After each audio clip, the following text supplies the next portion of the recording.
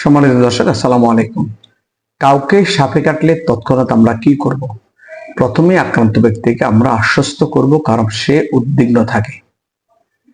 আক্রান্ত স্থানকে নাড়াচাড়া না করে কলার এবং স্লিং হিসাবে লম্বা কাঠের টুকরো এবং গামছা বা লুঙ্গি দিয়ে পেঁচিয়ে স্থির রাখবো, যেটাকে প্রেসার ইমমোবিলাইজেশন বলে।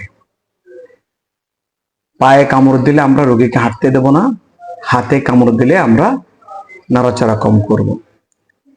আক্রান্ত ব্যক্তিকে দ্রুত নিকটস্থ মেডিকেল কলেজ হাসপাতাল অথবা সদর হাসপাতালে স্থানান্তর করব।